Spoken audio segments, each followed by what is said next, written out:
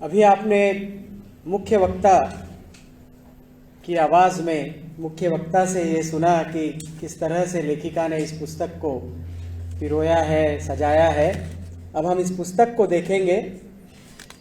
मैं पुस्तक का लोकार्पण करने के लिए मुख्य अतिथि प्रोफेसर शुभदा वाजपेयी जी से निवेदन करूंगा और सभी मंचासीन महानुभावों से भी निवेदन करूंगा कि कृपया इस अनुष्ठान में हमारा साथ दें।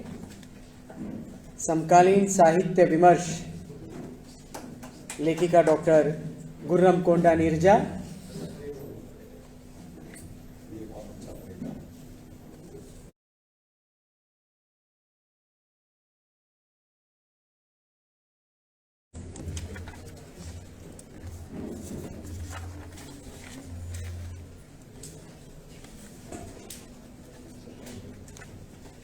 लोकार्पण के इस अनुष्ठान के बाद हम आगे बढ़ते हैं। एक और अनुष्ठान करना बाकी है अभी।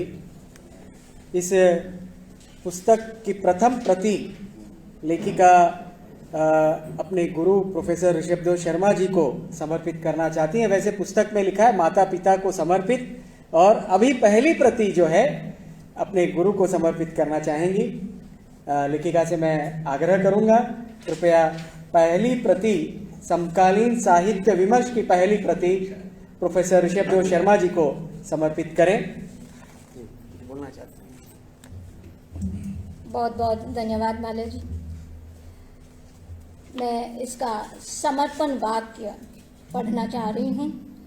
माता पिता की स्मृति में यह पुस्तक समकालीन साहित्य विमर्श मेरी माता पिता की स्मृति को समर्पित है, लेकिन आज दोनों ही मेरे साथ नहीं हैं। तो इस कृति को समर्पित करने के लिए मैंने गुरुवर ऋषभदेव शर्मा जी को ही चयन किया है। वह इसलिए भी है कि मैं उसके संबंध में दो शब्द कहना चाहूँगी। शाबाश एक छोटा सा शब्द है, लेकिन मैं आजीवन पिताजी के मुंह से यह शब्द सुनने के लिए तरस गई। सुन नहीं पाई आज तक भी, और अब आगे तो सुन नहीं पाऊंगी। जब मैं 10th में स्कूल फर्स्ट आई और जब पिताजी से कहा तो उन्होंने कहा इसमें कौन सी बड़ी बात है, स्टेट फर्स्ट तो नहीं है ना। ठीक है, मैं भी मान गई, स्टेट फर्स्ट तो नहीं हूँ।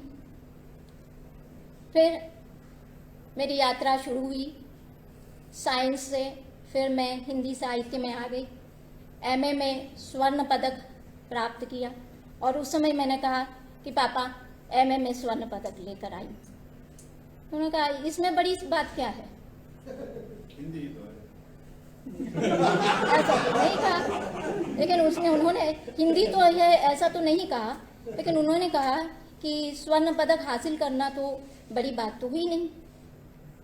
आप तो केवल हैदराबाद केंद्र में स्वर्ण पदक हो, चारों केंद्र में तो नहीं हो ना, फिर बाद में देखेंगे। मैंने पूछा कि कॉन्वोकेशन में मेरे साथ आइए, तो नहीं आई। फिर कहा कि एमफिल में लेकर आओ स्वर्ण पदक, तब मैं सोचूंगा। तो मैं भी जिद पर अड़ गई थी, और फिर एमफिल में भी मैंने कहा कि पापा आपकी इच्छा पूरी कर दी मैंने, अब तो कॉन्वोकेशन में चलिए मेरे साथ, लेकिन नहीं आए।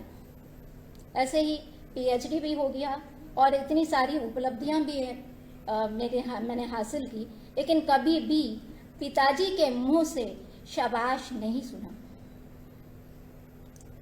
लेकिन अंतिम दिनों में स्मृति लोप होने से पहले ऐसे ही पापा से चर्चा हो रही थी, तो मैंने उनसे कहा अरे पापा आप तो अपने मित्रों के बच्चों के बारे में, उनकी उपलब्धियों के बारे में गर्व से हमारे साथ साझा कर रहे हैं, लेकिन आपके अपने बच्चों का क्या है।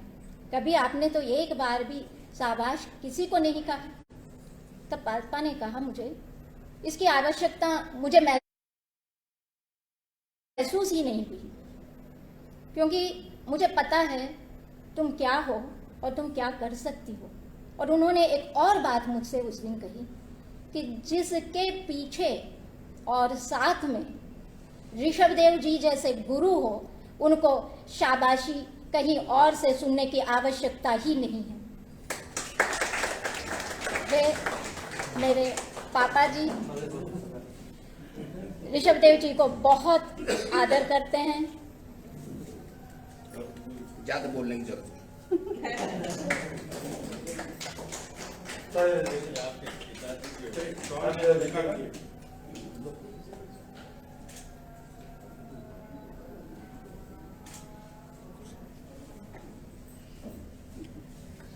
मेरे